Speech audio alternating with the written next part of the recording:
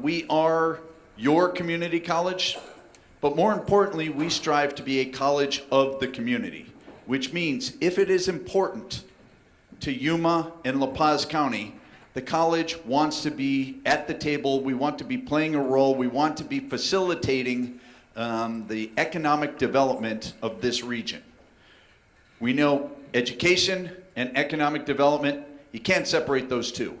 And when we can bring thought leaders together like you folks and welcome you to the college, we feel that together we'll be able to achieve the dynamic vision and mission of this institution, which speaks about things like transforming lives, eliminating poverty, creating thriving, vital, and sustainable communities.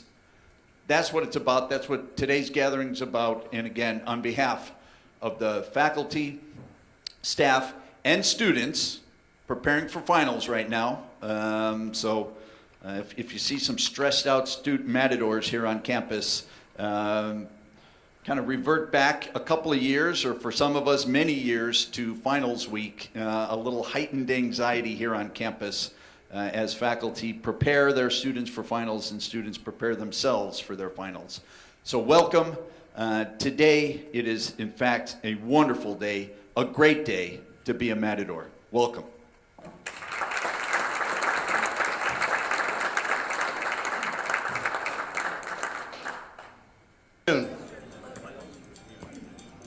Thank you for being here today and spending some time with us. My name is Jeff Burt, Economic Development Administrator for the City of Yuma, and I have the privilege of introducing our first speaker of the afternoon, Mayor Douglas J. Nichols, the Mayor of the City of Yuma.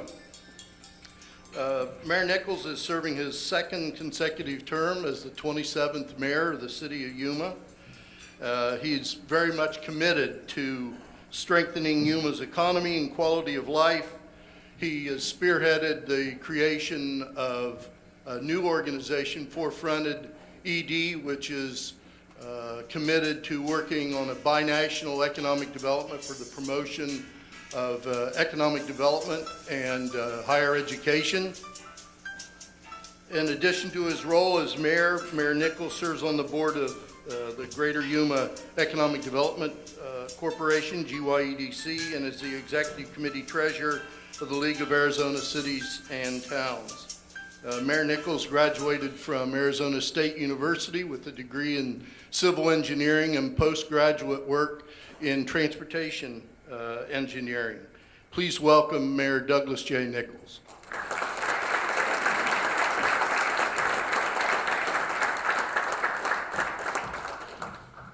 Good afternoon. It's always awkward to hear people talk about you right in front of you without talking to you. So anyway, thank you all for coming.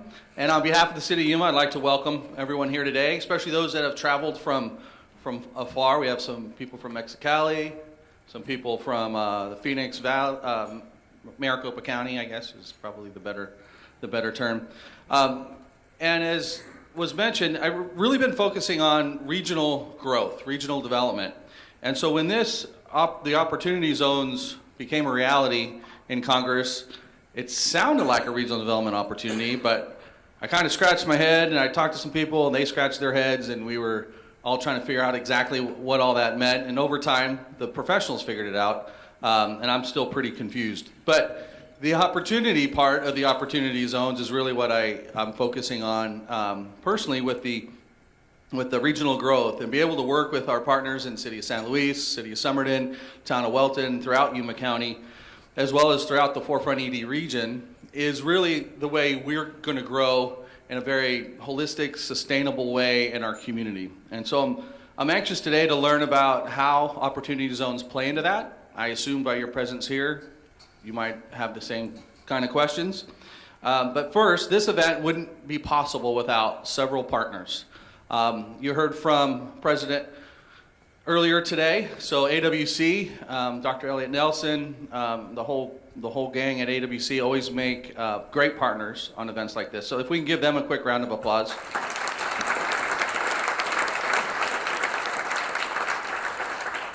And then all of our cities, the city of San Luis, city of Somerton, town of Welton, and including Yuma County.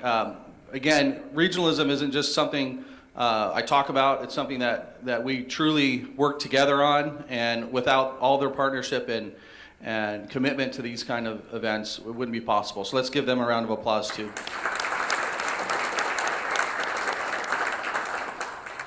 And then we have the sponsors who not just talk, but they bring dollars to the table. I'm going to list a few of them all at once. Arizona Public Service, R.L. Jones, Meisenheimer Evasion and Tenet. They're all here today and help sponsor this event. Let's give them a round of applause. And then our speakers are from two different groups that traveled probably the farthest today to be here. Jennings Strauss and Chicanos por la Casa. They're going to be our experts today, but let's give them a round of applause too for coming. So thank you very much for being here. I hope to learn a lot today and help steer the direction of our community for the future. Thank you.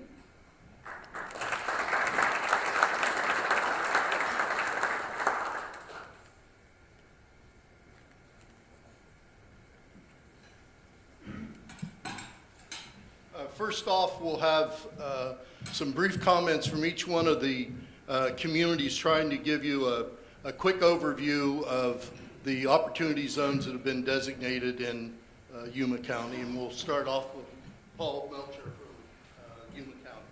Thanks, Jeff. And also, as we go through our presentations, we're going to make them in succession. So if you could hold all your questions to the end, write them down, however we work that out, we'll be happy to field those at the end of all the presentations. So as Jeff said, my name is Paul Melchior, and I'm the Director of Economic Development and Intergovernmental Affairs for Yuma County. I'm here this afternoon to talk with you about the advantages of developing in Opportunity Zones 121 and 112.02. Those are also in conjunction with the census tract numbers of those areas, and that's how we've decided to identify the Opportunity Zones. As you can see from the map that's on the screen, these two zones represent the largest opportunity zones in the county, and if you're familiar with our area, they're also the most rural.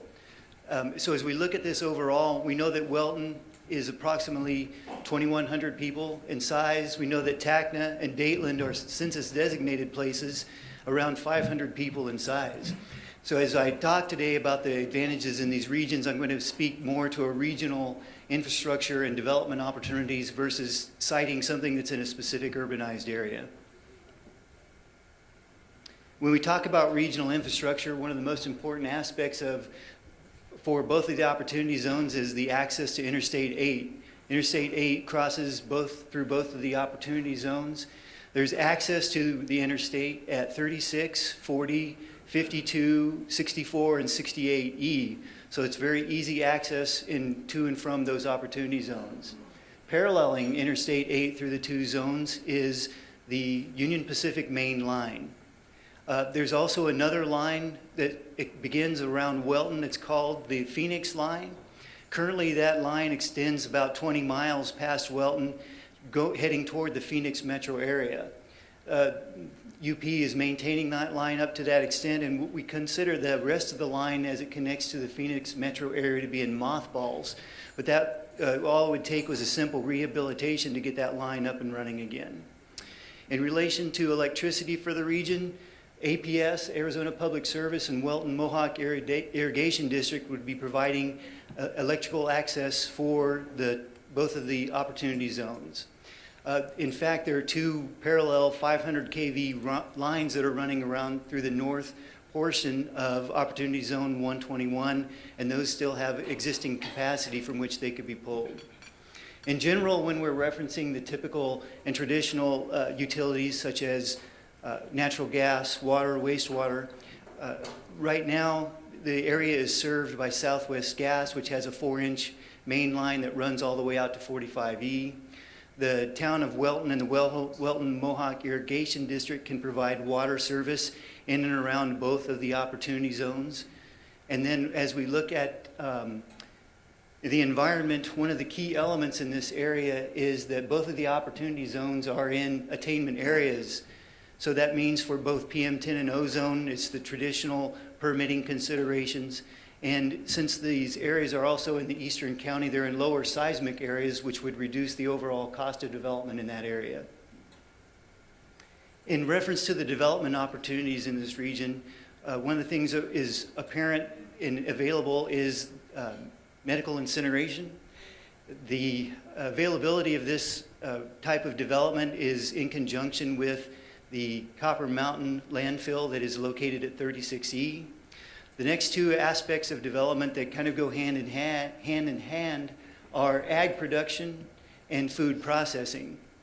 In Opportunity Zone 112.02, there is beef production, and in the Opportunity Zone 121 is dairy production. So there are opportunities for animal-based food processing and production. And for plant-based opportunities, there would be grain and vegetable production occurring in both of the opportunity zones. As we look at rural airport opportunities, in Dateland, there is an existing all-gravel airport that was platted back in the 60s or 70s for commercial residential use. It has 3 gravel runways, but there's always been discussion, even since I began working in planning and zoning about 20 years ago, about how that area could be developed. As we move forward into petroleum refinery as a possible development, Yuma County has already changed the land use for properties totaling about 2,500 acres in size, approximately 2.5 to 3 miles to the east of Tacna. So the county would anticipate out there that with those land uses, there could be a primary refinery development that could occur, and then you'd have the incidental and support industries that would go along with that. And finally, while it might not be the highest on the priorities in terms of overall development, if all of those or if several of these opportunities come to fruition, there would be opportunities for multifamily housing that could be used to support the jobs that would be created from those primary industries. So I'd like to turn over next to the City of Yuma Economic Development Director, Jeff Burt.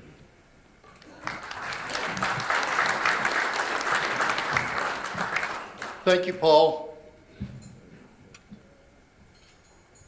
The City of Yuma has 3 designated opportunity zones, 2 wholly contained within the city with 100 as we designated it, and then immediately to the south 700, and then the much more expansive 10913. Those are basically census tracts numbers. But the city boundary actually ends at essentially Pacific Avenue. My comments today are intended to help you kind of address 2 issues. One, how the zones support the new projects that investors may have in mind, and maybe more broadly, how the marketplace supports investment in these zones. The market itself, of course, as we all know here, is underpinned by ag, by tourism, and military defense-related operations. So there's a good underpinning, along with, of course, the fact that we hold a lot of senior water rights for the Colorado River. Never can underestimate the importance of that. But more importantly, the 3 zones bring to the table about 8,000 total residents.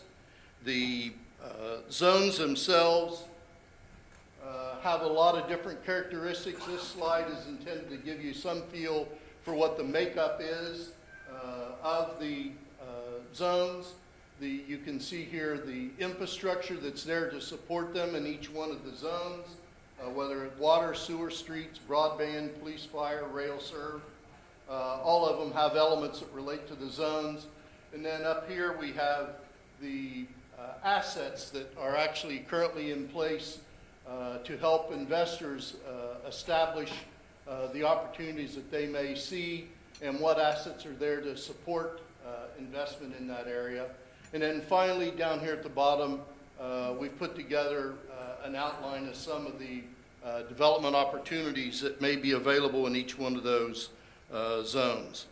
I should point out that, of course, the larger zone here, only about 20% of the zone is actually in the city. So the large expanse, which goes over to about 7E and 5E, is wholly within the county.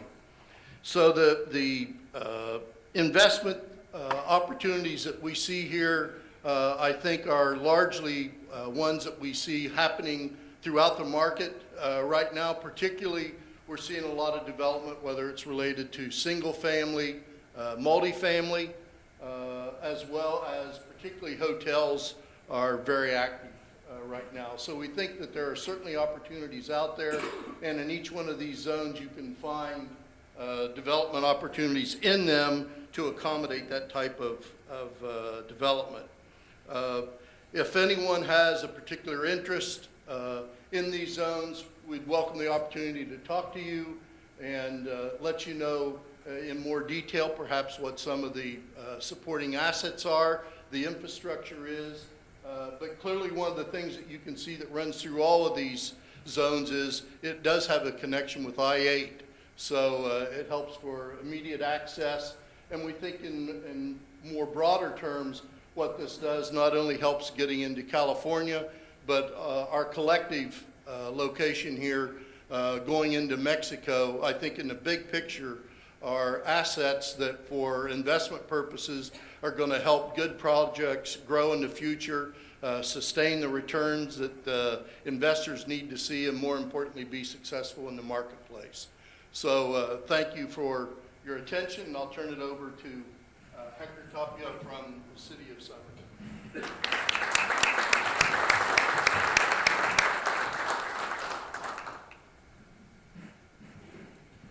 Yeah, thank you, Jeff. Yeah, my name is Hector Tapia, Economic Development Director for the city of Somerton. And like Paul and Jeff mentioned, Somerton has only one opportunity zone, 11-1501. And as you know, Somerton is located between two major areas, San Luis to the south, and also San Luis Rio Colorado to the south, but Yuma to the north. We're right in the middle. So the intent for Somerton, first, we need to assess the community, the quality of life, the environment for growth and investment.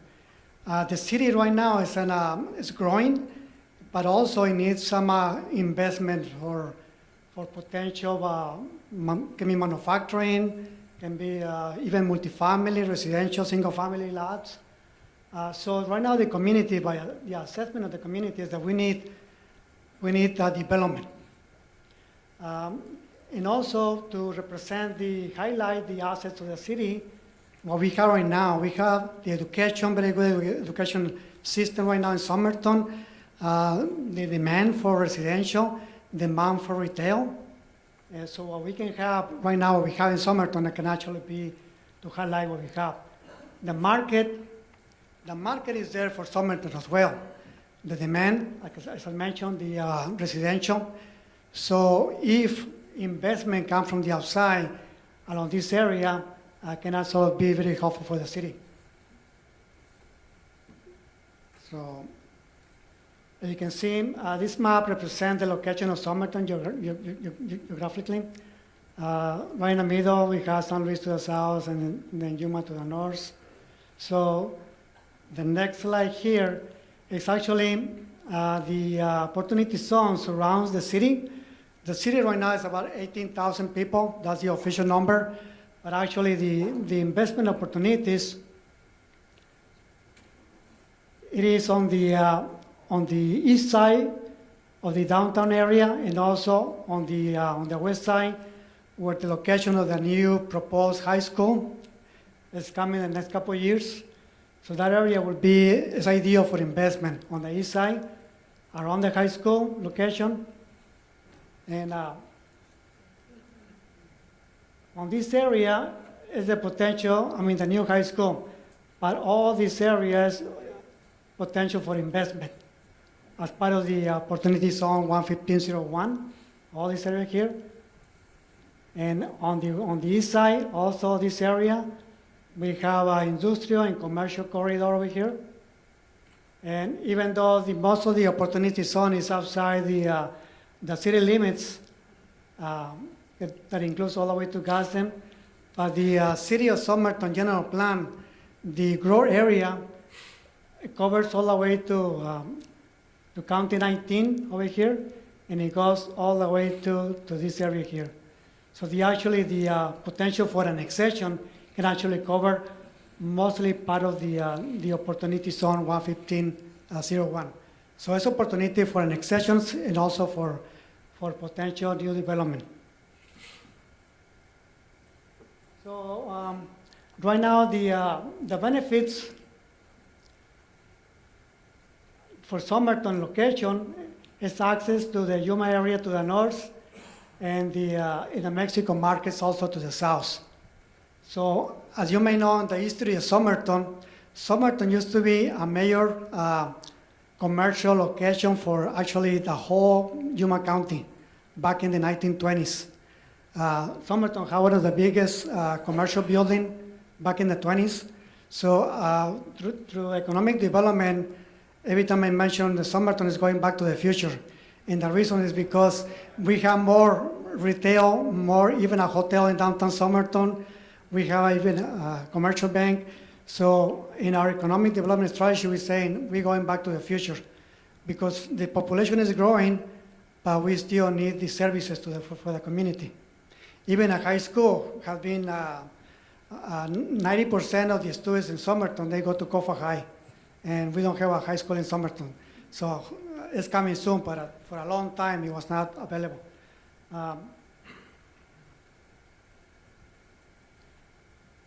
So surrounded by the high quality farming, you know, Somerton is surrounded by farming, high quality farming. But we need to have companies that come into this area, taking advantage of the opportunity zone to invest in food processing of manufacturing related to farming. Right now we have the firm. The firm, this company is expanding to Somerton.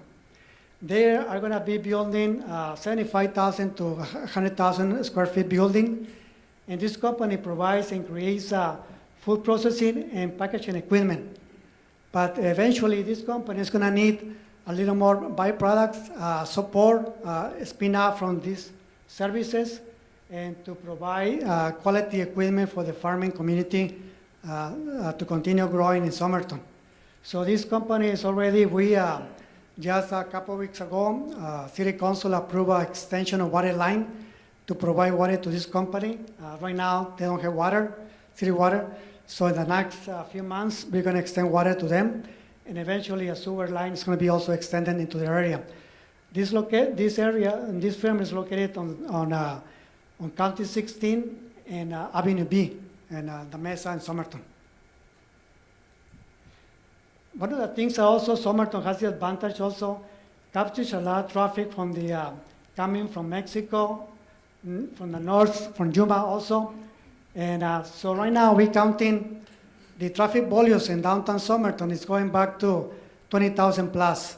So that's something that we actually taking advantage to market in the area because a lot of more traffic volume is going to Somerton. So that's part of something that investors can take into account for future developments. One of the main things that I'd like to mention too is the YMPO on the transportation plan is including the Avenue D, which is in Somerton, to eventually join the port of entry 2 in San Luis, which is the one of the potentially main corridors for industrial, for warehousing, manufacturing. So eventually that would be something the city of Somerton, city of San Luis, and the Yuma County can actually work together as a region to create a corridor from Somerton, Avenue D, and US 95, all the way to the port of entry to take advantage of that traffic flow for industrial traffic and employment. One of the things also Somerton can offer, because of his location, as you know, the Cocopa Casino, they bring a lot of events, and Somerton is also known by the special events. As you know, the Tamale Festival is about 35,000 people that come in but the location also for tourism and entertainment and special events.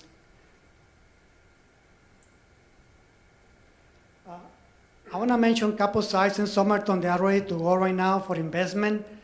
So investors can take advantage right now at this point, this time.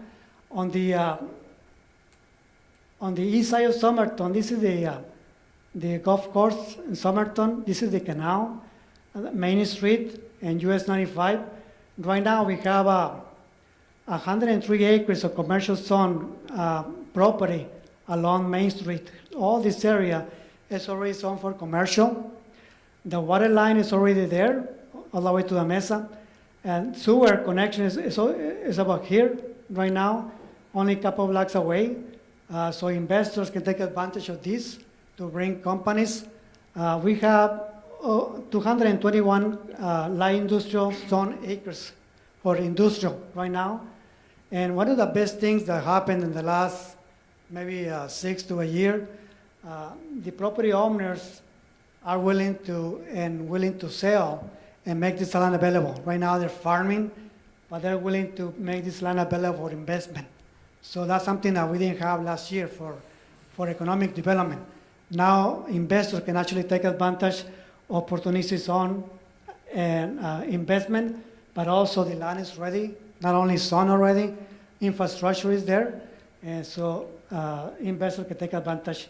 Access, US 95, water ready, sewer, a few blocks away, electric power, Southwest gas, communications, fiber optic is already there. We found out because the call center, the DES location over here, they were looking for fiber back in 2015, and eventually they found out there's fiber over there, so it's fiber optic already along US 95. The second location I'd like to mention to you is on the west side. The city owns 25 acres here, and city council is willing and ready to negotiate for any investments, taking advantage of the opportunity zone. The future high school is over here. The parks, regional park, as part of the high school, is going to be also built next to it. US 95 over here. This area is being designed already for the traffic signal to handle more traffic and improvements on Cesar Chavez Boulevard to take advantage of, well, not take advantage, but I mean, be ready for the high school when they come in, but also it's ready for development. We have already industrial park over here. They're ready to go, water and sewer. Water and sewer is already here, ready to go, shovel ready for investment. So that's what Somerton can offer, couple sites. Last one, opportunities in Somerton, as I can mention already, develop commercial, industrial, residential, and land available right now. Invest on infrastructure, manufacturing, single family, multifamily, and retail services. So now single family may be a little hard for the investment on the opportunity zones, but multifamily is a demand, multifamily in this area also as well.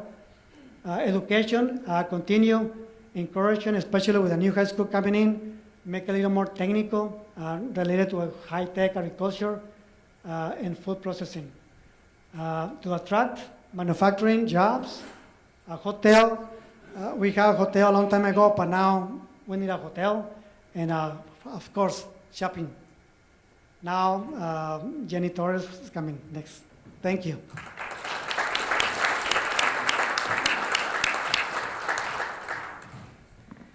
Good afternoon, everyone.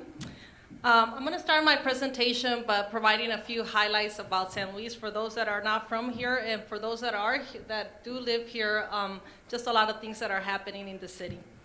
First of all, we're an agriculture community, but we do have other economic drivers like logistics and distribution, manufacturing and tourism that we're trying to encourage. We are a population of about 36,000. We have been growing. We expect to be at 50,000 in 2024, 2025.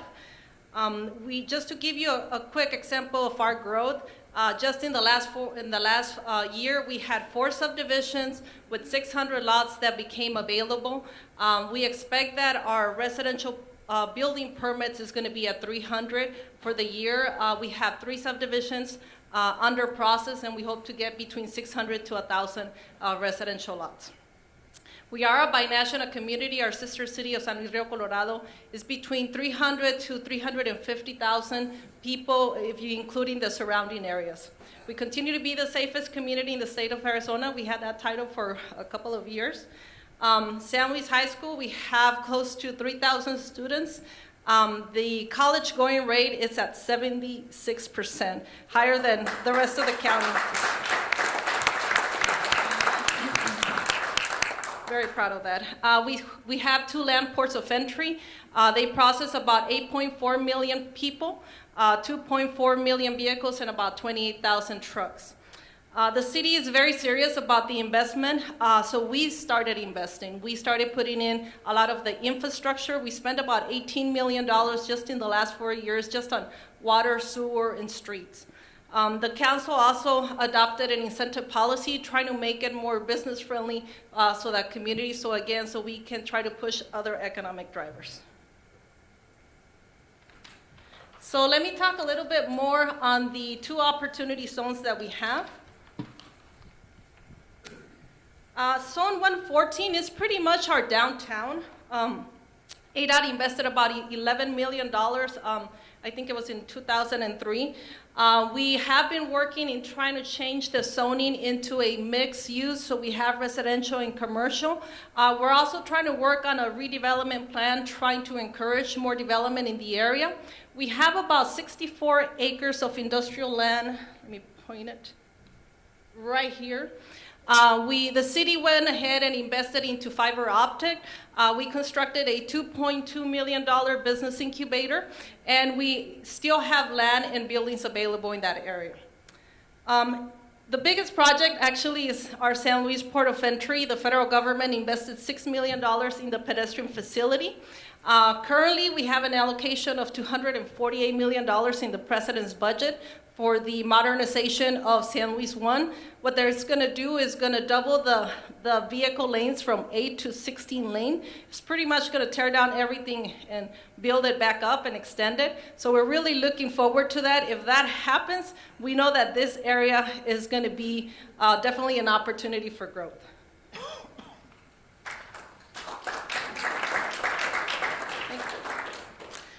Zone 16 is a much bigger area.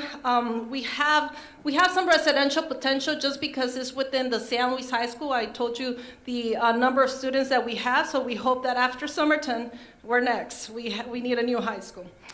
We also have commercial development. We have the Walmart area, which we have some pads available, and we are working on an 8-acre site for a hotel, a restaurant, and a retail development. So even though our growth is going east, we also see the potential of growth going going north, just because it's the pad where Highway 95 is and the port of entry.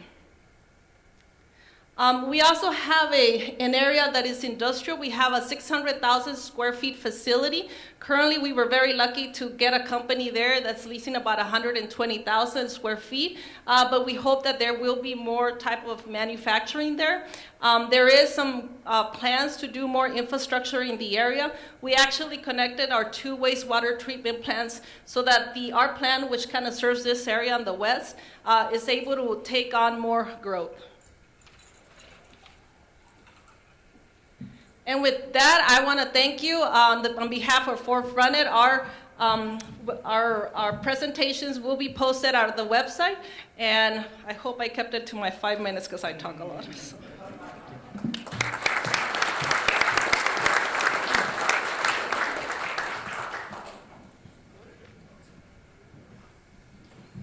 All right, if I got the next panel come up, I'll sort of introduce them as they're coming up. Just a couple more comments. We're going to have the same thing. We're going to kind of have question and answers at the end of the presentation. So a lot of you will have specific different questions. We want to keep this rolling, keep you on time.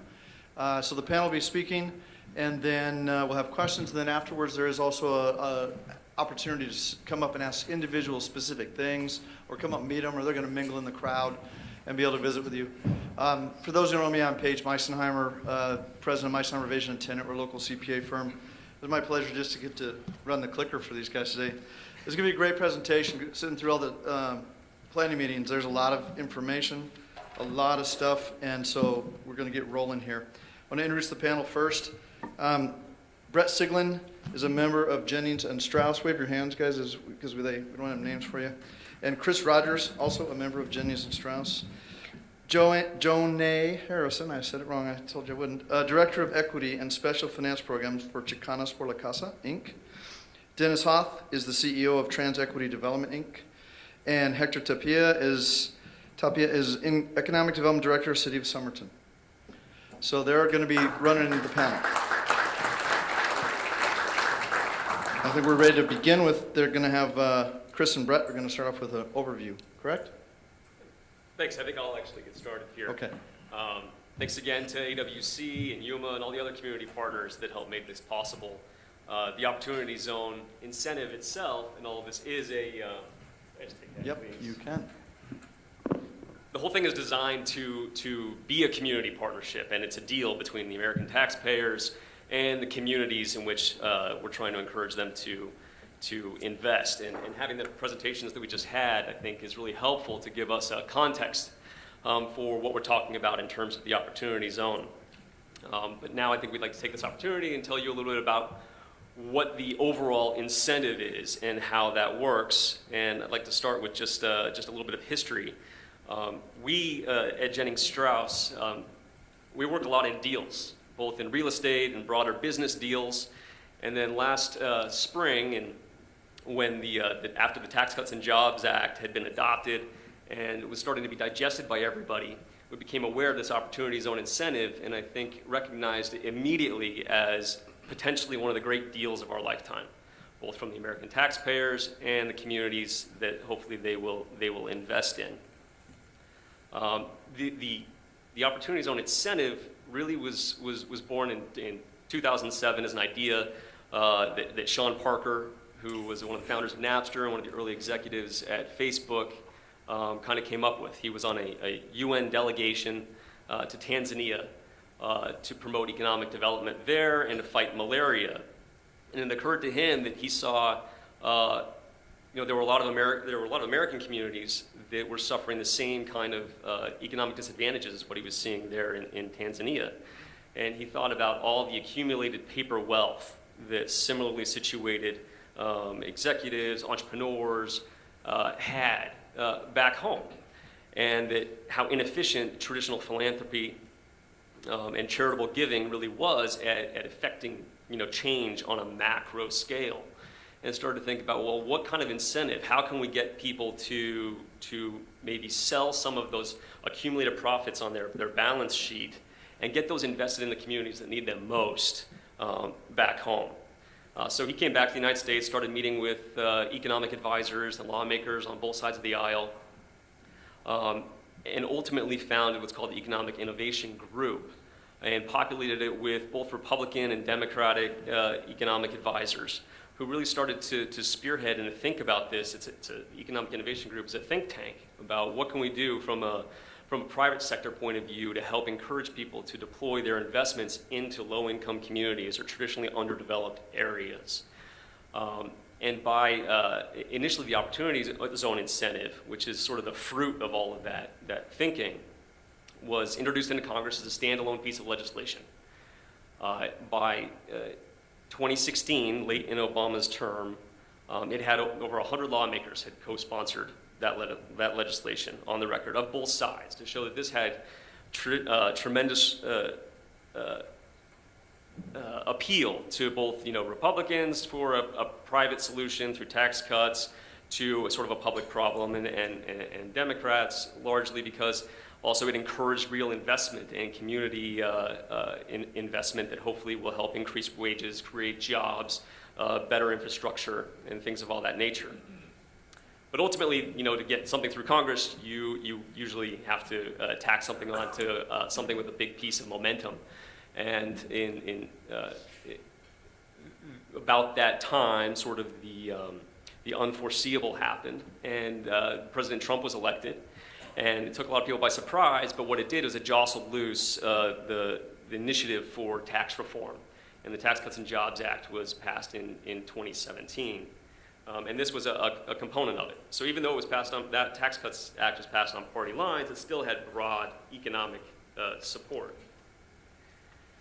So really what the program is, the incentive is to encourage investment of capital gains that individuals or corporations or businesses might have into opportunity zones. Every governor of any state and territory of the United States was allotted basically 25% of the low-income community tax parcels in their state or territory. And now every state, every governor has allocated those parcels. There are 9,000 census tracts across the country that qualify for opportunity zone investment. And the incentive for people to invest is really threefold. There is tax deferral, there's tax savings, and then tax exclusion. And so how that generally works is an investor needs to invest in an opportunity fund within 180 days of selling an investment that would result in capital gains. And if you're not familiar with that, capital gains are basically profit.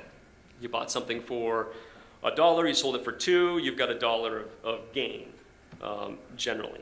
And so if you take that extra $1 and invest it into a qualified opportunity fund, you could be eligible for this incentive. Now, a qualified opportunity fund doesn't have to be the traditional, we say fund because that's what the law says, right? But it doesn't have to be a traditional private equity fund or a real estate fund or venture capital fund as you might normally think about it. Really, it can be closely held. All it really means is a corporation or a partnership that is organized for the purpose of being a fund. And then after that, you've got technical compliance that my partner Brett can get into more detail about. But there's nothing that says that this has to be held by 5 or 10 people or structured in any particular way. A corporation or partnership can be a fund regardless of how it's owned. So once an investor has realized that gain, they've sold something, they've got capital gain, they've got profits, what are their benefits? They've got 180 days to get it invested into an opportunity fund. Once it goes into the opportunity fund, they defer their taxes on that gain until either they sell their interest in the opportunity fund or until December 31st, 2026. So that deferral is an immediate benefit to them because of the cost of capital. They can redeploy that money without having to take it out of another pocket or savings account or borrow money for it. They can put it to work immediately. If they hold their interest for 5 years, then they get a step up in basis. Basically, if they had $1 of gain, the IRS is going to deem that to be basically 90 cents. So when they ultimately pay taxes on that deferred gain, they're only going to pay taxes on that 90 cents rather than the full $1. So that's also an immediate benefit. If they hold that investment for an additional 2 years for a total of 7, they get another step up in basis. Now that $1 is no longer 90 cents, it's going to be treated like it's 85 cents. It's got a 15% step up in basis. So now they've saved 15% on capital gains taxes that they would have had to pay when they realized that investment anyway. And they're still not going to have to pay tax on that 85 cents until 2026. But the real sweetener is if they hold that investment for 10 years, then yeah, they're going to pay their taxes on that deferred capital gain in 2026, but all the appreciation on that gain, say that that initial $1 went in, it's treated like 85 cents, that 85 cents became, because of the investment went to $10, $9.15 of that additional gain is federally tax-free. So it really encourages you, an investor, to invest in these opportunity funds and hold for 10 years because whatever that investment turns into, that's basically going to be federally tax-free. So you got taxpayers that invest in a fund, and the fund invests into the opportunity zone itself. The opportunity zones that we saw here locally in this region are tremendous zones because of their access to human capital, a good workforce, infrastructure, And there's zones, all throughout the country of differing types. They can be in urban environments or in areas like this. But the ultimate tax break, how that might work to an investor, is reflected in this chart. We're big fans of not reinventing the wheel, and we found this chart on Forbes. But I think it's a good example. But it shows on the left-hand side a traditional investment of $10 million that goes into a non-opportunity zone investment, earning an 8% return per year and held for 10 years. And you can see the bottom line of what they ultimately are left with. It was $10 million to start. At the end of 10 years, they've got, a Texan would have 14 million and a New Yorker has 11.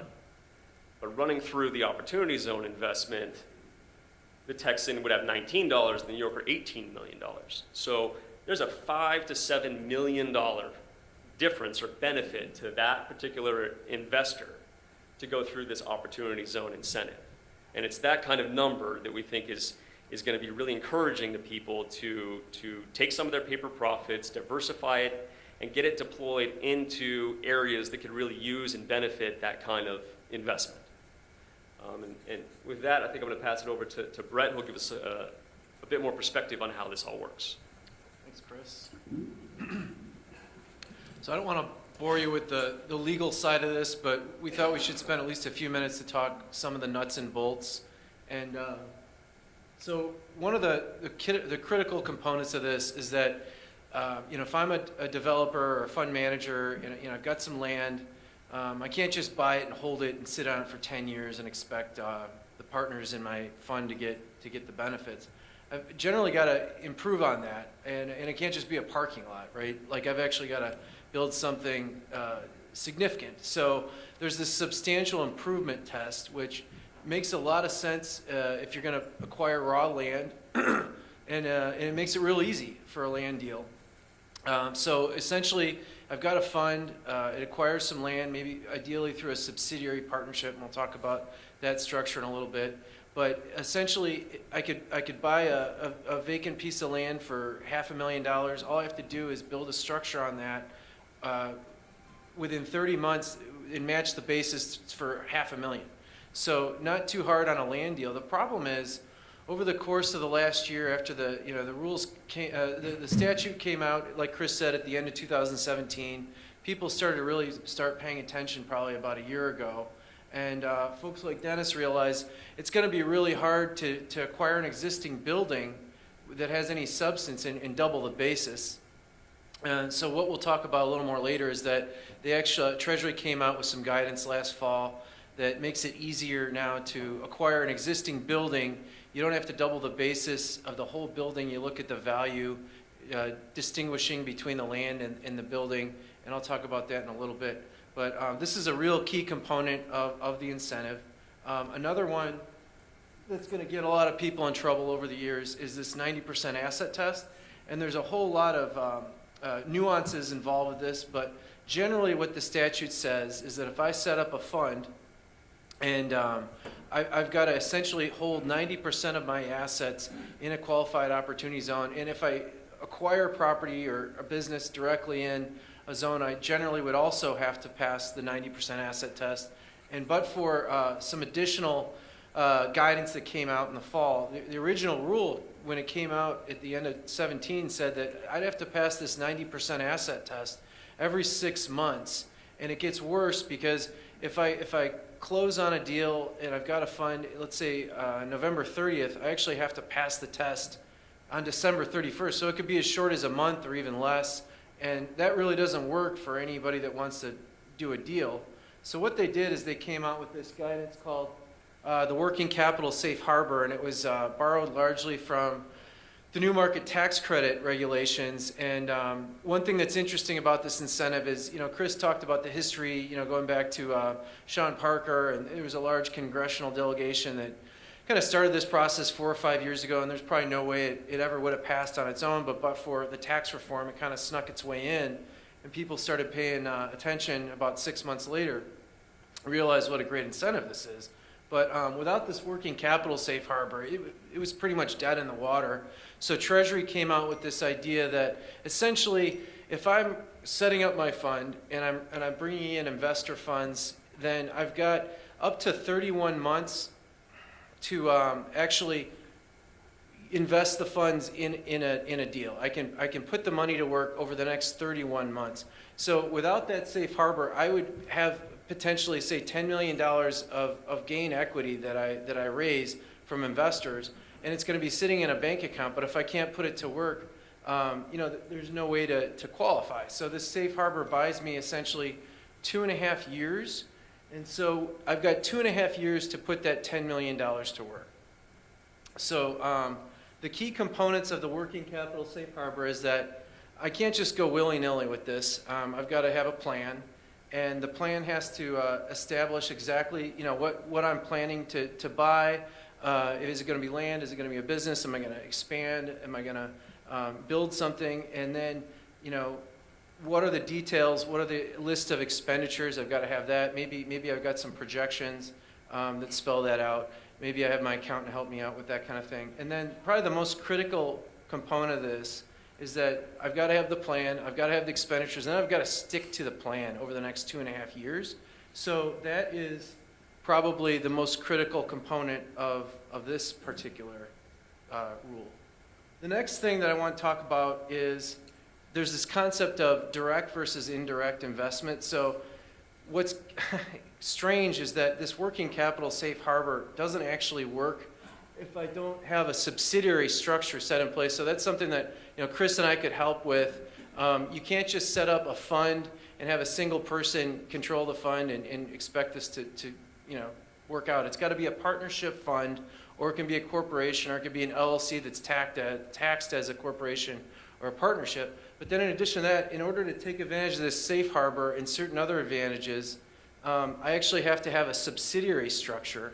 So essentially, it's that indirect approach where I've got one partnership at the top that's bringing in investors or partners, and then I've got this subsidiary, and maybe 99% of the subsidiary is owned by the fund, and then maybe one of the sponsors comes in as a 1% GP or manager. But in order to take advantage of some other rules that came out over the last 6 months, I want to structure it this way. And one of the key things is that if I do this indirect approach, I'm going to be able to actually take advantage of what they call the 70% asset test. So instead of a 90% asset test, I only have to have 70% of the assets of the fund indirectly held by these subsidiaries in a qualified opportunity zone. So that's a nice cushion that Treasury came up with to further incentivize utilizing this indirect approach last fall. And so, for example, if I'm managing a fund and I buy 10 properties, let's say only 7 of them are in a zone and 3 of them aren't, I could still pass the test. And then the other key thing to think about is that, I've got 2.5 years to build my project. I've got basically 2.5 years to put the money to work. But after that, I'm going to have to still pass these tests every 6 months. And what's interesting is there's really very little oversight or like direct government involvement so far compared to like a tax credit program. Maybe some folks in here are familiar with low-income tax credits or new markets tax credits. There's a lot more centralized involvement from either the state or the federal government. What's really cool about this incentive is basically if I've got a deal in a zone and I can set up an entity, I can pretty much do this, and then it's on me to pretty much self-regulate. So this safe harbor that I'm talking about, you don't have to report that, you just keep it in your files. And then the other thing that's really important to know is a lot of people ask, well, how do I set up one of these funds? And actually, all I have to do is set up an LLC, through the ACC, and I can call it a fund if I want. There's a form that I'm going to file with my tax return, but I don't have to do that until the following year when that entity is actually filing its taxes. So a lot of flexibility there as to timing, and we'll talk some more about some of the challenges of the timing.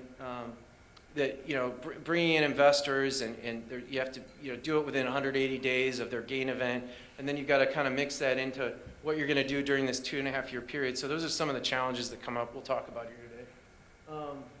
Another quick thing I wanted to kind of highlight is that a lot of people get confused and wonder, well, how is this is similar or different from a 1031 exchange? And the answer is there are some similarities and there are some key differences. So it's also interesting historically, some think that in the tax reform bill of 17, At one point, Congress nearly eliminated the 1031 exchange, and in the end, there's a pretty powerful lobby that preserved it for real estate-like kind of property, but everything else is pretty much out the window, so that opened the door to qualified opportunity zone investments. They're saying there's potentially $6 trillion of assets out there that could potentially be sold and then invested into a zone, and there's really no alternative. If I own $20 million of Amazon stock that I bought in 2000, there's no other way to take advantage of a capital gain deferral or exclusion other than this program.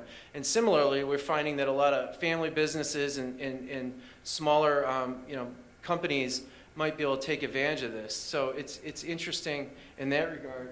Now, some of the other similarities are that the 1031, you have 180 days from the time of the gain event to basically buy new property, right? So very similar requirement here. One big difference, though, is you don't have to deal with a qualified intermediary like you do in a 1031, and you don't have that annoying 45-day identification period. So what we're seeing is that a lot of people that have been doing 1031 deals when they sell real estate, they're still skittish about these qualified opportunity zones. I mean, we just got the second set of proposed regs 3 weeks ago. We've got clients that have been doing 1031 deals and flipping properties for 30 years.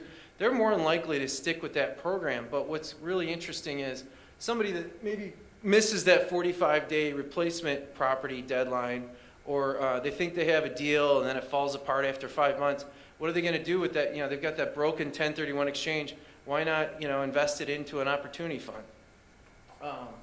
So obviously the other big difference is there's no concept of this exclusion benefit that Chris talked about in the 1031. The 1031 is really just a deferral program. You can defer till the end of time, just flipping properties.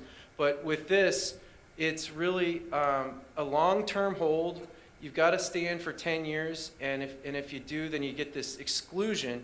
But think about it, it only works if it's a good deal. So if you've got a really good investment that's going to double in value over 10 years, then this is going to work out really well for you, because say you invest $1 million into a fund today, as Chris pointed out, you're going to have a big tax hit at the end of 2026. A lot of people don't like to think about that, but 85% or more of the original gain gets taxed. But the real nugget is that after 10 years, if I double my investment to $2 million, the additional $1 million in appreciation is tax-free. So there's no way to get that benefit with the 1031. And then we actually just got clarification here a few weeks ago that if I'm an investor and I pass away, my heirs get to retain the benefit. It's not a taxable event, so in that respect, it's also like a 1031. So I'm going to stop there for now and let Dennis and Johnny and Hector talk about perspectives of development. Thanks, Brett. Dennis Howth here with TransEquity. We are developers, so we're the boots on the ground. There's a lot of theory and legalese talked about today. Probably people's eyes are glazing over a little bit, but honestly, it's not as difficult as maybe all of this sounds, okay? The difficult part is my job, and this is my opinion, because I've got to go out into these zones and find deals that work. Just because a landowner has a piece of ground in an opportunity zone doesn't mean there's some magic dust that flies over the site and all of a sudden it's worth 25% more. Honestly, it's just the opposite. There's a lot of brokers out there. I'm a broker. And we all try and hype things, and we try and use different legislative bills to come up and try and buoy up, the prices of land. This isn't something that does that. What it's going to do, and I'm very excited about it, by the way. I've been in the business 38 years. Developed shopping centers, office buildings, industrial parks. Lately, I've been doing LIHTC, low-income housing tax credits, senior housing, combining LIHTC with senior housing. So I'm really used to looking at things like qualified census tracts, difficult development areas. These are zones that LIHTC developers go in and use to help them bring up their basis and get their tax credits up a little bit higher. So when the Opportunity Zone legislation came up, my ears perked up. First of all, it's really interesting to be able to open up $6 trillion of capital for a developer to go out and do projects. That gets everybody pretty excited. And that's the part of it that I really, really like, is the fact that, you know, we're talking to people about not just real estate. We're talking about capital gains from stocks, from artwork investments, from any type of gain can be put into this Opportunity Zone fund. So what I'm doing as a developer is I have two hats that I'm separating. I'm going to be a fund manager, so we're going to raise money, we're going to represent the investors, but I'm also going to be a developer. Now, that doesn't mean that my fund has to invest in my development deal. We're going to go out and evaluate and partner with other developers. I just have that expertise that I can look over what a developer brings our fund, and I can maybe help in some way. So that's a little bit of an advantage that we have. But the bottom line is the deal has to work. And it takes partnering. You know, a developer isn't just a sole entity. We're up here looking for nonprofits. We're looking for cities, counties. Obviously, our attorney group is very important, CPAs.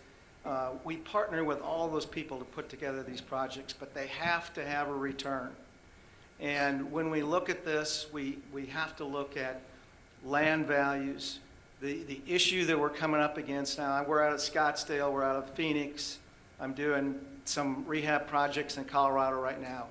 Construction costs. This is a big issue right now. I mean, we are so labor shortage. There's a labor shortage in the construction industry that is almost unprecedented. I just finished a senior project. We just did a ribbon cutting about a month ago. We're working on the next senior project, and we got the construction bid in 2016. Our next project is going to be 17% higher. I mean, these numbers are really tough. So, you know, when you look at projects, you need to analyze the land, you need to look at the construction costs. That's what makes potentially Yuma and some rural counties, even though sometimes more difficult to find the actual product that works, but sometimes construction costs can be a little bit lower here. And land values are usually much different than you look at in urban areas. I mean, there's I'll walk back and maybe open up an Opportunity Zone map here in a second, but you know, one of the zones is downtown Scottsdale of all places. And, you know, there's reasons for that. I mean, it obviously qualified because there's a section, very small section, that has lower income folks right in the southeast corner. Well, it qualified. You know, we're talking about land up there. I'm working on a project right now, assembling some ground, $90 a square foot for the land. So obviously, and with construction costs going up there, I mean, the numbers are very, very difficult. So the advantage in the rural communities, and the 7 projects I'm doing in Colorado is all rural. You know, these are small multifamily projects that we went in and bought, and we're rehabbing them. They can work very well, but the rural communities battles rent structure. The rent structure here is lower, and construction costs are going up. So there's a balance you have to do. But the flow of funds from an Opportunity Zone is really encouraging. And, you know, I would encourage anybody out there that has a project, nonprofit, city, county, that really think there's a demand and a need for this product in their community to call a developer. Call me, I'll give you an opinion. We won't even have to be involved in it. You know, I just like to look at things and try and put deals together. It's like the quarterback. Let me just for a quick second, I'm going to walk over to the map, try and bring up an Opportunity Zone map so you guys know what I do all day, is just look at this map and try and figure out deals. So hang on here. Okay, the map's already up. This is through the Arizona Chamber of Commerce here, and basically what I do and what developers do is in Arizona is come in, open up this map, and hone in on what those zones are. Obviously, the green areas are opportunity zones. I'll just take a quick second to show you Phoenix. The reservations are all opportunity zones, so that's why you see the Salt River Reservation there. But as I was telling you, look at this one, downtown Scottsdale, opportunity zone. Tempe has 5 opportunity zones. They are going to see some tremendous growth. They already have. I mean, this is an area that almost doesn't need more growth, but it's got it. Downtown Phoenix is an opportunity zone in general. So, you're going to see there's probably, honestly, of all the opportunity zones, 9,000 around the country, probably 20% of them will be developed. I mean, a lot of it is, vast areas of ground. So, developers are going to hone in on certain areas. Obviously, the urban areas is probably the first ones to be picked. But there's some great opportunity. Let's go down to where we are in Yuma. We've discussed these, but in these zones, basically as a developer, I'd go in and I'd look at Yuma. And I did this, I don't know if anybody knows what CoStar is. It's a listing program that we go in and we look at properties that are listed for sale. So I did that, and there's not a lot available in this Yuma Opportunity Zone, but there are some. So you'd open it up, you'd look at what might be available, and then as a developer, you say, okay, how can I redevelop this property? And again, the legislation that says that you can redevelop, if you take, let's say you have a $5 million deal and you take 20% of it as land value, then you only have to redevelop another $3.5 million, to make that project work. But the numbers have to be there. So from the development perspective, it's much easier to develop raw ground. So raw ground is really what we focus on. Redevelopment would probably be the second focus. But these maps are important, and it's good to really be able to zone in on it. And what I basically do is I have 2 screens. I have one where listings are open on one side, and I have the other where the opportunity zone is. I coordinate it. And CoStar, by the way, now has a function where you click it, and it will only show you property and opportunity zones. So we're getting there. Anyway, that's a little brief overview of that. After that, I will turn it over. All right, thank you so much. Joni Harrison from Chicanos por la Causa. We're very excited to be here with our Yuma family. We actually have ECD offices, early childhood development, and family immigration services in Somerton, and so it's always a pleasure to come down.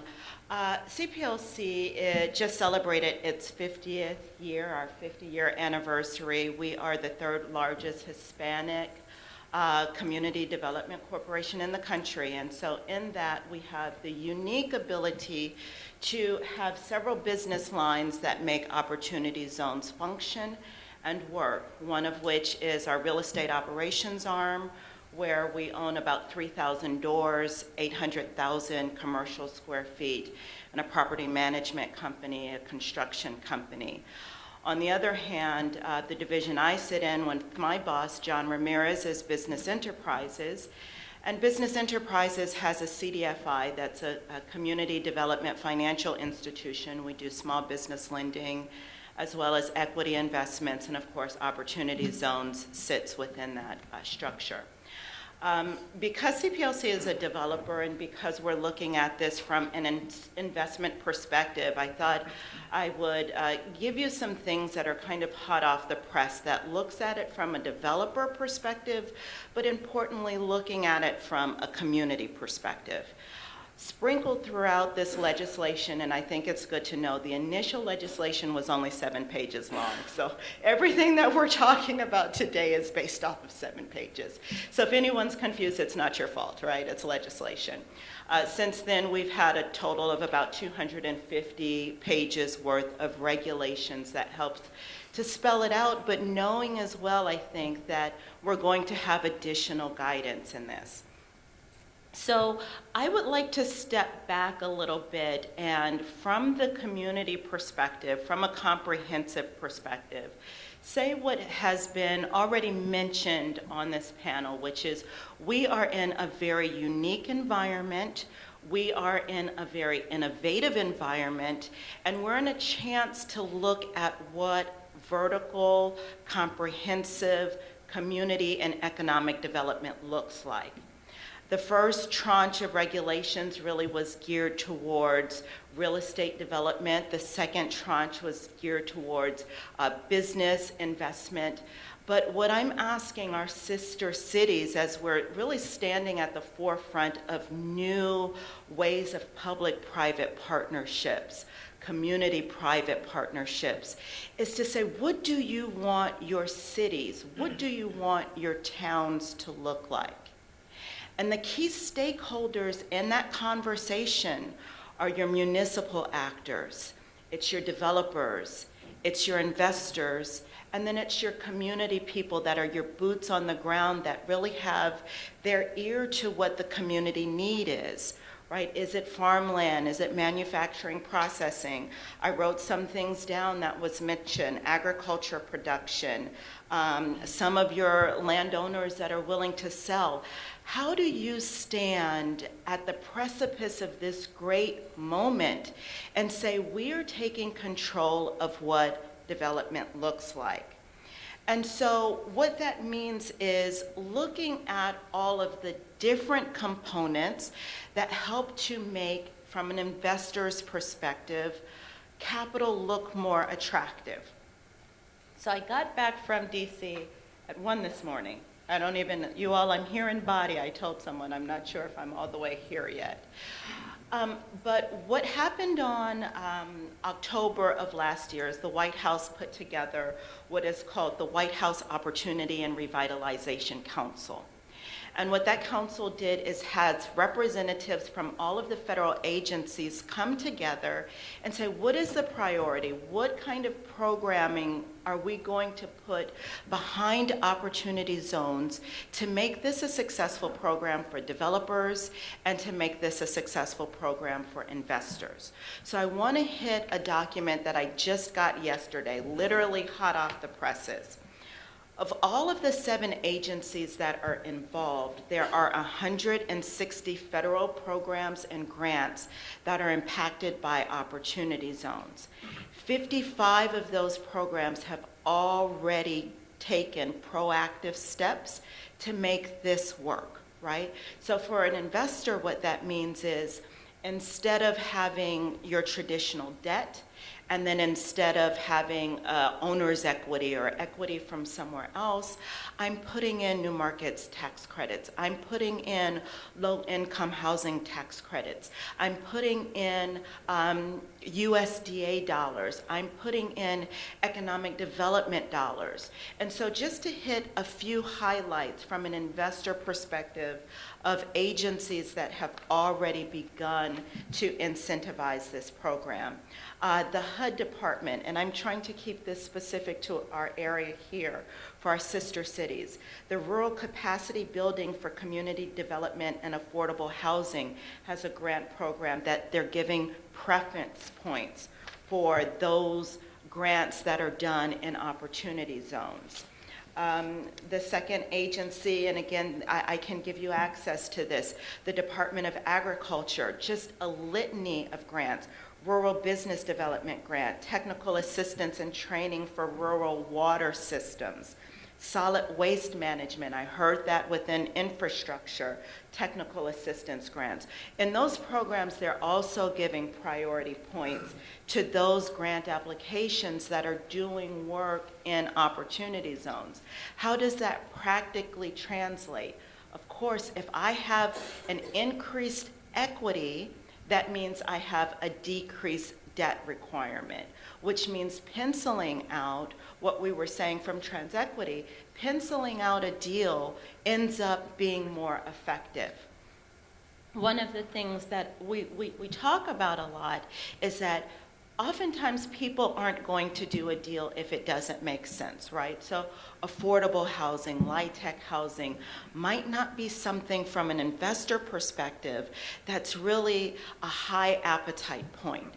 But when you put in some additional grants, like the ones that we've talked about, when you couple it with comprehensive development, that's infrastructure and housing, you know that those funds and that amount becomes more attractive. I think one of the other things that came up from the Small Business Administration was the 504 loan program. And these are programs when you're talking about businesses that maybe are doing that ag production or maybe those manufacturing businesses, that businesses that are saying we're going to create or retain jobs, they're going to have relaxed incentives at the SBA to make sure that those programs get pushed forward. I think the other area, though, that is equally important are what are the problems, right? We'll be very clear, right? Recession, just throw it out there. There is usually an 8 to 9 year recessionary cycle, and we already are at the end of that bubble. I heard an economist say, you take a USA Today poll, and they say it's happening in 2 years, and 9 out of 10 times it happens in 2 years. So we know sometime 2019, 2020, there is a recession coming. So the other thing about the idea of comprehensive development is that a rising tide floats all boats, and many hands around comprehensive development means many hands that can mitigate some of the risks that come with recession. One person alone trying to absorb an investment, one person alone with a very one-dimensional investment vehicle is not able to do the same as with a partnership with a nonprofit or with USDA grant dollars. I think the other thing that we have talked about and was mentioned a little bit is the cost. Oftentimes we're seeing, especially in the metro areas, a landowner sees that my property is in an opportunity zone, and so I'm going to increase the cost of my land by 1,000%. That's extravagant, but put a little bit of an increase on the cost of land. But remember, when we're doing this, especially the brokers that are present in the room, the deal still has to pencil, right? It still has to show that you're doing something that falls in 3 buckets. Job creation, that's another thing that we have to hit on. Opportunity zones in terms of impact has to hit job creation, crime reduction, and poverty reduction. And so if it does not pencil simply because you've increased the cost of the land, but you're also not having any impact in the community, then we're also not being compliant. I think finally what I'd like to hit before I pass it over to my colleague is that we've said time and time again, this is still a new program. Compliance is still outstanding. So on April 17th, HUD put out a Federal Register request for information. And what that request for information was, how should we measure impact? How should we measure compliance? I've got to lift this to you guys and put it on the floor at the forefront. Even if there's a good investment, even if there's a good development, we have to show that it had some sort of impact.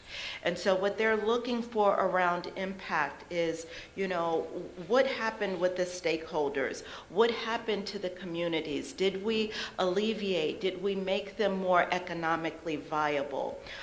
What policies should be implemented to help to identify good, like USDA dollars that worked? How can we evaluate impact? And so with that perspective and thinking creatively, here we have Arizona Western College. We have here on this campus NAU. How can you think outside of the box to collectively work together to say, this is what impact looks like, and these are our traditional and non-traditional allies that are standing behind these programs?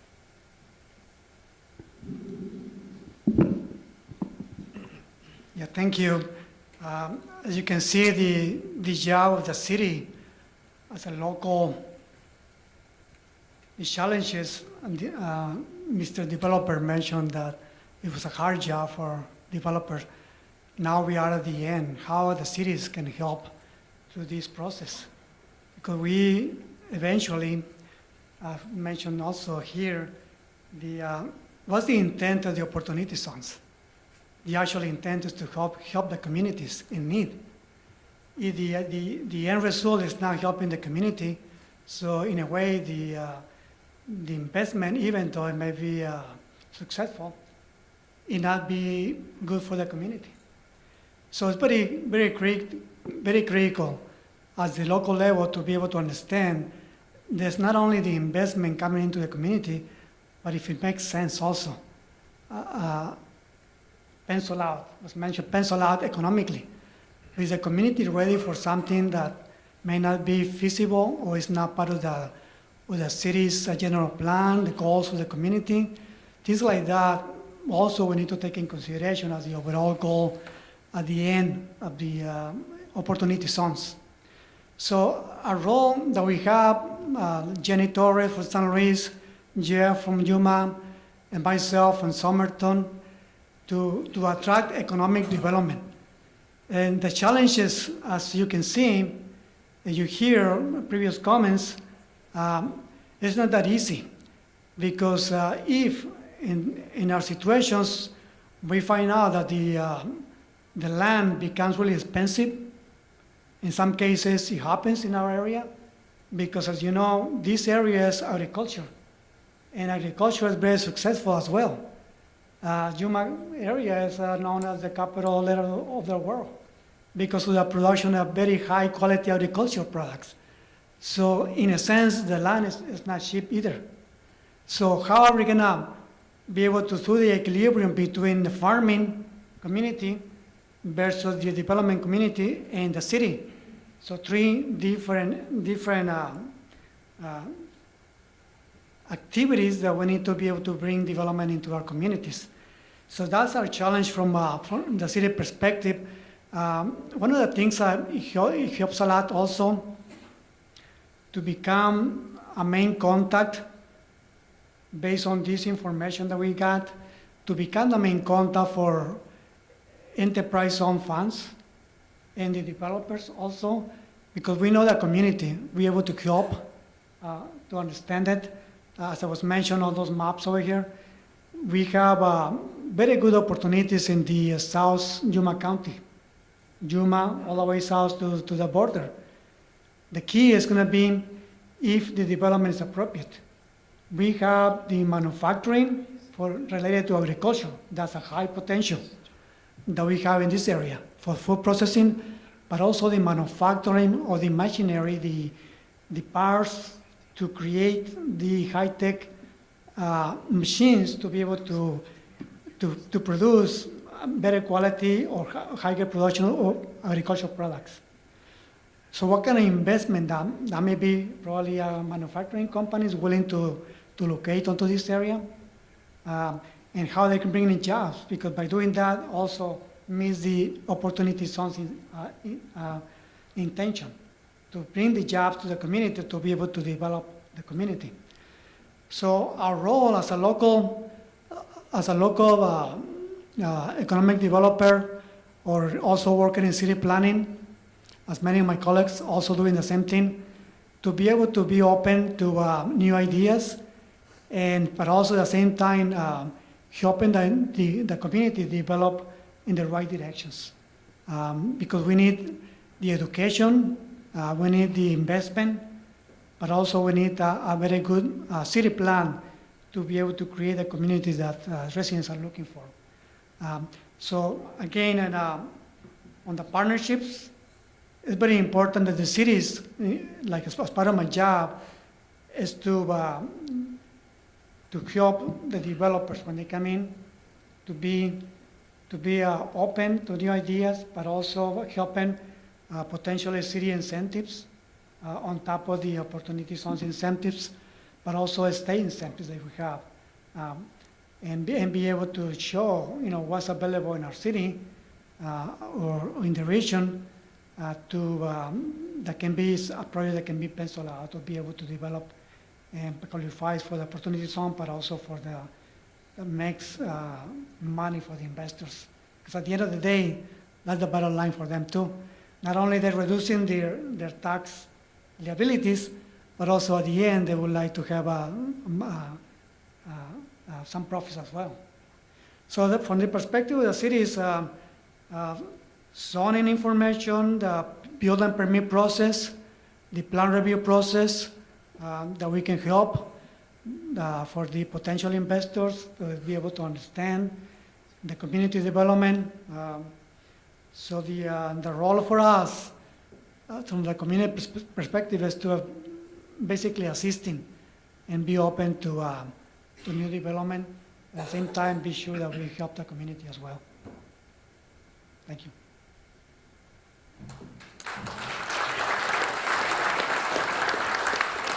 So we want to make sure we leave time for questions. You guys ready to ask questions? Or do you have more you want to cover in some of the slides? Or I think we wanted to talk about the rules. for a okay, minute. cool. I want to jump in front of you. Great.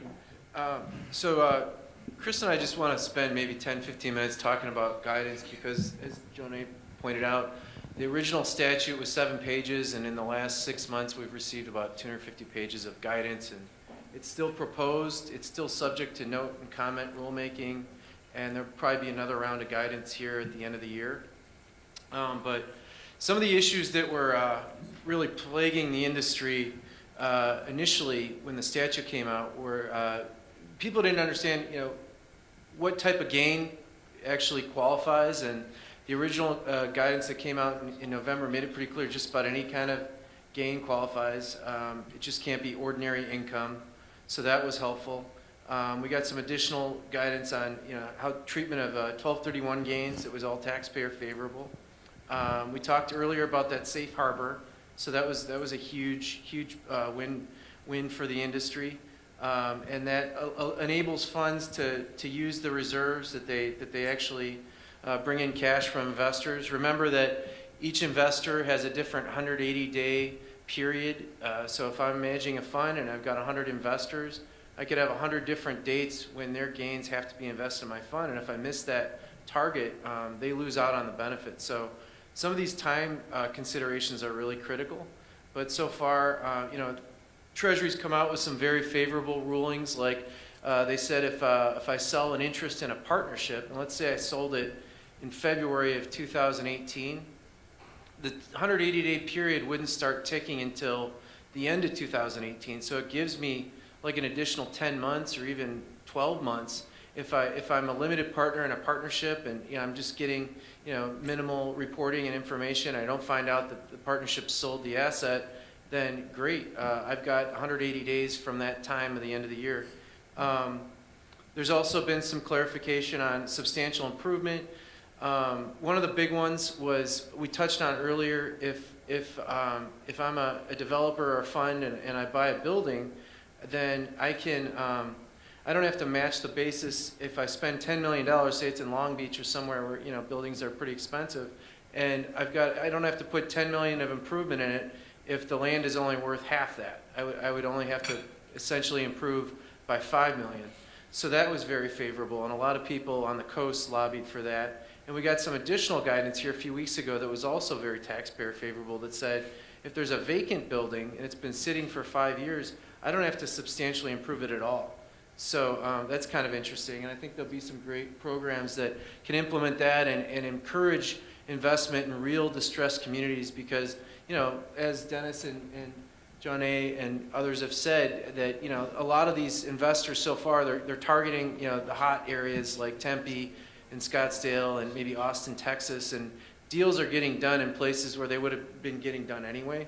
So, so that's something to think about. We talked earlier about, you know, how easy it is to set up one of these funds. Treasury came out with guidance last summer. There's a proposed form that you file for self-certification as a qualified opportunity fund. It's pretty straightforward, and that'll be required to be filed with your first tax return if you set up a fund, and then you file it annually, and that's when you essentially satisfy that dreaded 90% asset test.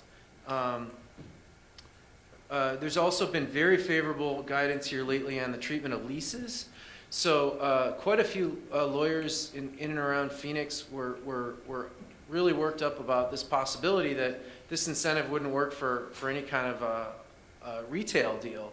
So they've come out with guidance now that's very clear that you can absolutely lease property as a qualified opportunity zone business. But they did come back and say you can't have a triple net lease. So if you have questions about that, let us know. There's going to be further guidance on that, but there's probably going to be ways to set up leases so that, you know, the owner is got some involvement, that they satisfy the active trader business requirement, and Chris can touch on that a little more. Another really important rule that came out a few weeks ago that the industry was quite worked up about is what they call interim gains.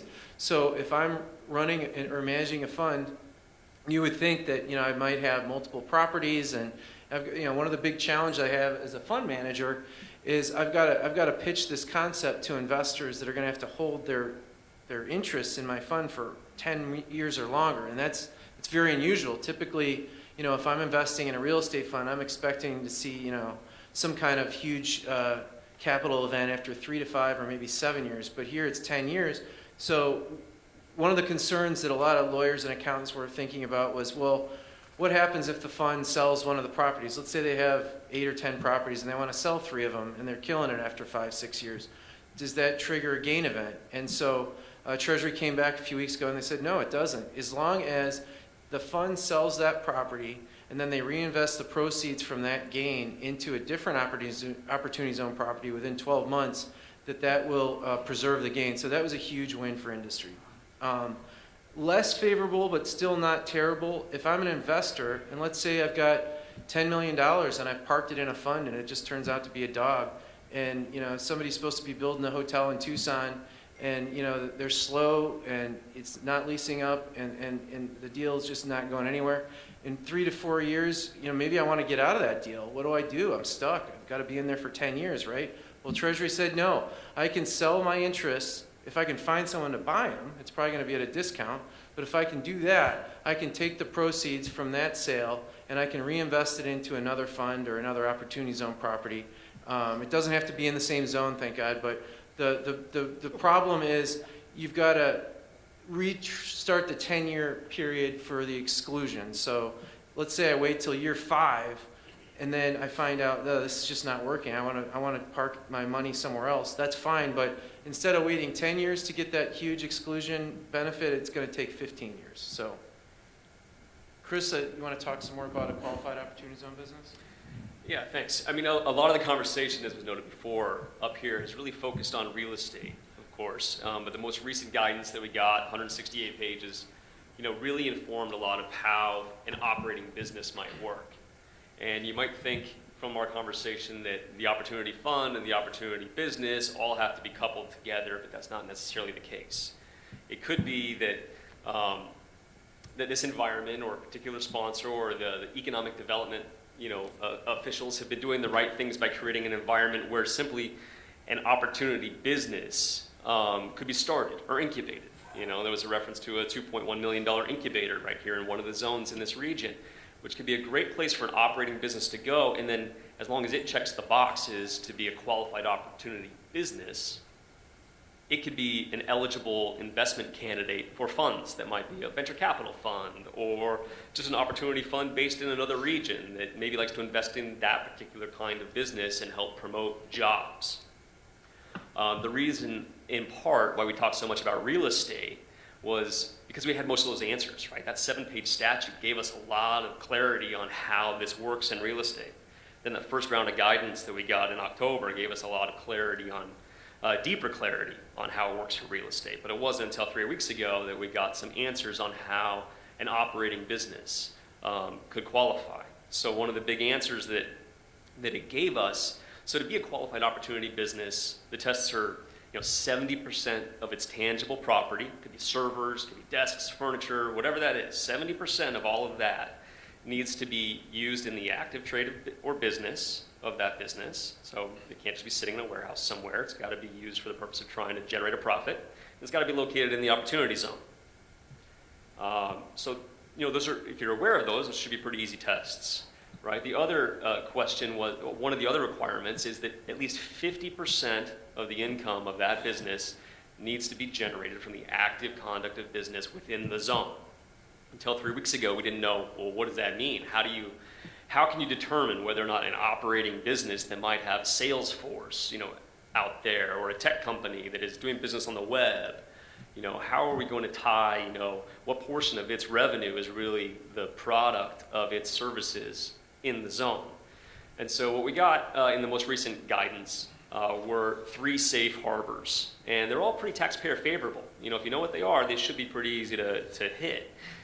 One of those safe harbor tests is, you can measure the wages of all the employees and independent contractors that the business employs. And you figure out how many of those people are doing their jobs in the zone. If a majority of those wages are attributable to independent contractors, consultants, and whatever, and employees in the zone, then you're golden. You satisfy the test. The other one is on number of hours, right? Add up all the hours of all the employees and independent contractors of the business. The majority of those hours by employees and independent contractors in the zone, you can satisfy that test. And the other is that if you add together the tangible property that's owned by the business plus the management of the business that's located in the zone, those two things together, if those are necessary to generate at least 50% of the profits or revenue of the business, then you check that box too. And if one of those 3 safe harbors doesn't quite apply, there's still sort of a catch-all that says, just because you don't meet one of those doesn't mean that you may not qualify. You and your accountant and your lawyer may have another way of demonstrating that you've met that test. Yeah, facts and circumstances, exactly. So once you've, so that information right there was sort of, I see that as the starting gun, for operating businesses, which might be the real potential here. I mean, real estate is really valuable, right? But don't forget, as I mentioned earlier, this sort of started as a seed and idea by people like Sean Parker and similarly situated, came out of the tech industry and said that, we need to deconsolidate, our startups, our wealth creators, our, all this tech, and get those things around the country, in places that need them. Help the graduates of colleges like this go start their own business in their local communities, having community impact right there. And then, incentivize others to invest in them by giving them, tax-free appreciation. But the goal is to create jobs. And I think that we're starting to get all those answers. And I think if you've got there are other tests and nuance to all of this, but we're available and happy to talk about any of that. One of the things that I just want to quickly touch on that was also extremely taxpayer favorable a few weeks ago is the fact that if I own land, there was this really draconian requirement in the statute, and it's basically saying that if I sell that land to a fund, I can't own more than 20% in the fund. And that's a big problem for landowners, and I've talked to quite a few in Arizona that were in this boat. And so, I was actually shocked what they came out with. They said that essentially if I own that land and I ground lease it to the fund, that I'm not subject to that 20% restriction. So there's a lot of nuances with that. But if people, have that scenario, talk to us because, it can really make a deal work. Otherwise, it was dead in the water. I'd like to just give a practical example really quickly just to close it up, especially for this area. To get an idea of the number of players that can be involved and really benefit from this program, you've got the landowner in that scenario that's saying, I'm going to ground lease. You've got a developer that's saying, I'm going to do some sort of food processing manufacturing facility that can benefit. And then you've got the third player, which would be the business that goes in and runs some sort of expanded agriculture business or food processing business that can get private equity dollars and expand. So that's really 3 layers of people, when done correctly, that gets the benefit of Opportunity Zone funds. Thank you. So as we say in tax all the time, it's complicated, right? So we're going to open up some general questions first, and I'll be calling on people. But I'd like, if you have specific project questions, save those to come up and talk to them, because they're going to have a lot of things they're going to talk to you about. But one of the great things I think today that was put together by the whole group that put the panel together is these guys have a lot of expertise in what's going on in this. They've got a lot of practical examples, but it's still a developing, I haven't read that 167 pages yet. I skimmed the other stuff from October, but I didn't read the April ones because it came out during tax time, right? And then I slept. So, so who else got some general questions that we can? Yeah, thank you. I have 2. One is kind of a basic thing. I'm trying to understand, looking at the zones and the properties that were designated, was how and who decided what were zones, areas? Because knowing the county and areas I do, also the Imperial Valley and such, I'm surprised at some of the tracks that were not included. And so the question would be, how do they do that, and is there a process to make changes or adjustments? Are these set in concrete forever and ever, and there'll never be another piece of property that gets that? Because if that's the case, then this property is much more valuable because it's a finite resource. That's question 1. Can I answer that before you ask the Okay. next one? Okay, because there's 3 or 4 parts to the answer. The first is the zones had to be low-income communities, or a LIC under the new market tax credit rules. So there's already a finite universe of low-income communities, and generally they are communities with at least 20% poverty level or average median income below 80%, 80% below the area median income. Now from there, each state, each governor had discretion to select 25% of the LICs in each state, right? So there's many more of those low-income communities out there. It doesn't mean they're all going to get selected. So it was an inherently political process, and it started early in 2018. Remember, this statute wasn't even written until like December 15, 2017. It was written in like 2 weeks, right? The 86 Reform Act, they spent 2 years writing. So a lot of people didn't even know what was going on, but the Arizona Commerce Authority, the ACA, led the charge here. Arizona was one of the first states to designate zones. They were designated in March of 2018. And there was a lot of city and town involvement in that process. And it's hard to say. I have no idea why certain zones were designated, why Cottonwood didn't get one, but Camp Verde is all in one, right? So the second question is, unfortunately, it is currently pretty much set in stone. I'm not aware of any process to change those. A lot of people ask that question, but why didn't Peoria get more along Grand Avenue? I have no idea. But I guess the third part is, it will likely change, especially with our population, the way it's growing so much in Arizona, that inevitably it has to change because the populations are going to shift. And there's a new census every 10 years. So it's likely, I'd like to think that Congress would likely give authority to redesignate zones. It'd probably be sometime later in 8 or 10 years, maybe sooner. But the statute actually isn't permanent either. So this goes away at some point if it's not continued. So I hope that answers your first couple questions. Okay. Can I just add to it really quickly? So the sunset on the statute is December 31st, 2026, right? So all investments have to be made by that date. The designation essentially falls under a congressional act. And so in order to redesignate, either based on census or based on gubernatorial act, it would have to come through Congress to open up a redesignation period. So sometimes what you'll see are donuts, right, where you really want to develop one thing, but everything around it is an opportunity zone, but not that middle. And to Brett's point, in 2026, if not before, we might see another congressional act. The importance of that date, though, is it's incumbent upon us to really show that this program and this policy is working. Because if we're not seeing, I think the context is, there are precursors to this policy.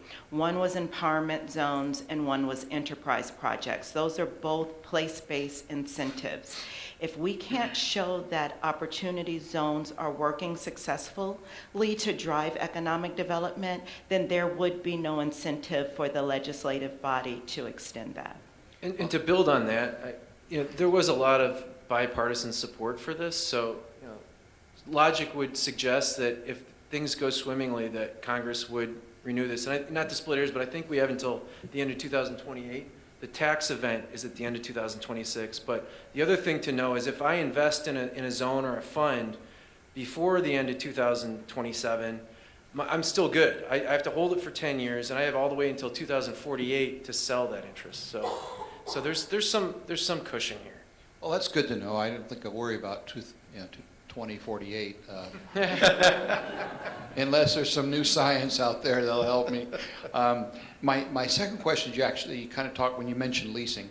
The reality in, let's say, Yuma County is that I think the figure is something around 11 to 12% of the land in Yuma County is fee simple and pays taxes. The balance is either federal or state, military, tribal, what have you. And so in some of those cases, the land is leased on long-term leases from the state. The industrial park in San Luis, Arizona is all on state land, and the buildings and improvements that are there. It's on state lands with 75-year leases. So how would, I can see where, given our farming communities where the private land has been held in many cases for 5 or 6 generations, talk about capital gains, and difficulties in moving the family assets in farming to the next generation, with our tax code the way it is. So I can see some real opportunities there, particularly with this leasing and some of the things you mentioned. But can you do it with state land? If you have private land you're going to sell, can you invest in state land that is going to be in a long-term lease? Yes. Good answer. Oh, that's good. Yeah, I mean, it's very clear. We had a client that was developing on tribal land, actually, last year, and there was a real question and disagreement among the entire bar as to whether or not leased property was going to work.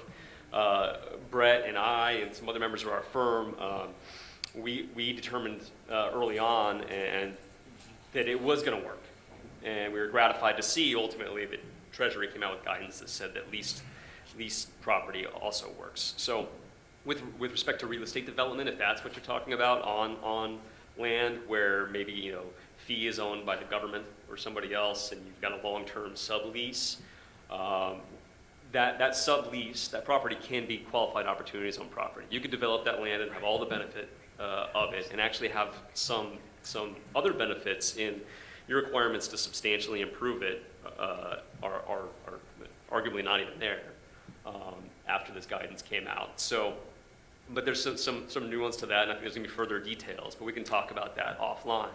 But what's also clear is even just outside the real estate development component, to the extent that there was an opportunity business that moved there, an operating business, whatever it was, they could check all the other boxes and be a prime candidate for investment from somewhere else, or be a fund business kind of connected enterprise in and of themselves. Just the mere fact that it's in the zone, I think, is the precursor to show that where there's a will, there's a way. Somebody else? We have a microphone. If you hold up your hand, we can bring it over to you. Chris and Brett, I know we've talked about this around the office, and because we have some international folks from Mexico here, how does the program work or not work for foreign investors? And was there any additional guidance that came out in the last round in April that maybe shed some additional light? I think, from what I can tell, I think that it's only going to apply to U.S. taxpayers, right? I mean, or at least a person who has an obligation, Uncle Sam, right? I mean, Capital gain event. A capital gain event, something to defer, something to reduce, something to exclude. But that said, that doesn't mean that, foreign investors, foreign entrepreneurs who have active businesses here can't do the work to make sure that their business is a viable candidate for investment from the other people who may have, cleaner benefit out of the entire incentive. I know that, especially because CPLC does a lot of Arizona-Mexico relationship and business cultivation, one of the things from a personal income perspective is that foreign investors are subject to FERPTA, right, which is a penalty, a tax penalty that usually comes in and really is a delay of investment. And so for that reason, it's usually a disincentive. But to what Chris was saying, if you are a foreign investor with an LLC, a U.S.-based LLC that comes in or incurs capital gains, then that LLC can invest its capital gains into a fund. But it's very, very necessary to have the protection around an LLC basis. Good afternoon, and thank you all for doing this. This is enlightening. Are incentives stackable? So if I have a local incentive, a GIPLET, if I've got mitigating development fees and things like that, can you stack the incentives? Absolutely. Yeah. Awesome. Go ahead. Yeah. Yeah, like I mentioned before, is our role as economic development. We have local incentives, but also this is a new incentive that's great and welcome to our development community. And also at the state level, they also have incentives, so you can take advantage. It will be another level to incentivize new development, yes. Even in terms of the municipal players and where they come on board, right, the removal of impact fees, the removal of certain places where your zoning and your coding reduces, again, the construction or the project costs.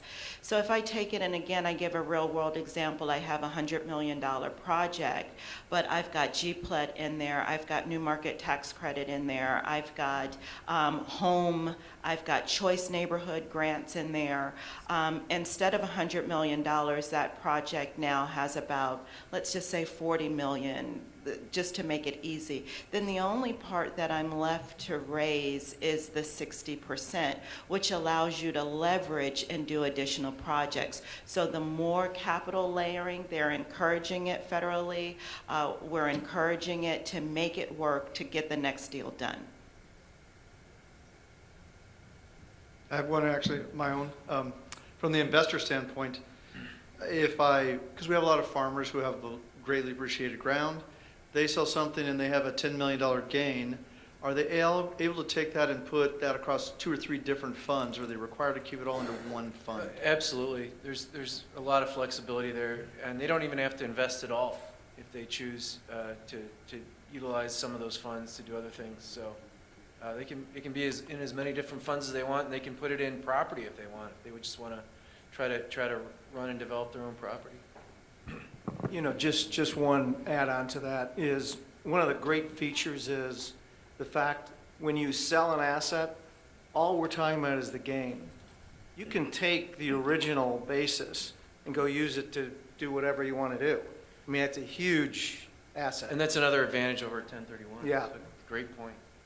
The other advantage over 1031 is it doesn't have to be traceable, right? So I heard the best analogy. Someone said, if you had a $2 million gain, you went to Vegas, you had $2 million somewhere else underneath your mattress, you went to Vegas, you blew that $2 million, you go to your mattress, and then you take that $2 million and invest it in 180 days, you're still good, right? As opposed to a 1091, and you have to go through the brokerage and the escrow house. So if you have $2 million and you want to blow it in Vegas, first call me.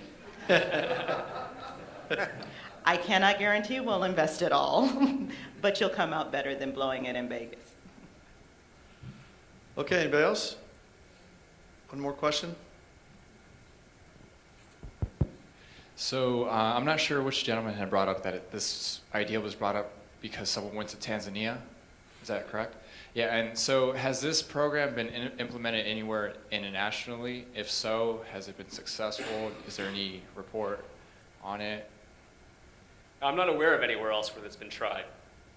But, I mean, it seems sort of to me, it just seems like a uniquely sort of American concept, you know, and we're very, and I think it's very timely, right? It's a way of wielding our private sector wealth and ingenuity and innovation to just reinvest it on a community level. And I think, I don't know, it's a tremendous deal. Yeah, I think, you know, to John A.'s point earlier, the concept was really born in the Jack Kemp era in the 80s during the Reagan administration. Enterprise zones, utilizing private equity, combining it with public resources, trying to find creative ways to more efficiently build projects. And I think there's been, you know, several iterations of federal programs. And she mentioned enterprise zones. There's been new market tax credits. So, you know, I think we've probably done a lot of it. I'm sure the Europeans have tried somewhere. So we're pretty good, right on 2 o'clock. We want to make sure there's plenty of opportunity for you to ask those unique individual questions. So the panel is going to be here, be around for at least the next 30 minutes, or if you can hog time down. I know that some of them have to get back to Phoenix, so we want to give you time to have those individual questions. So on behalf of the whole panel, on behalf of you to the panel, thank you guys for coming and sharing today. It was amazing. And thank you all for spending some of your time with us this afternoon. Yes? And they'll be on, I'm sorry? Yeah, actually. The materials will be on the Fore Frontage website as well.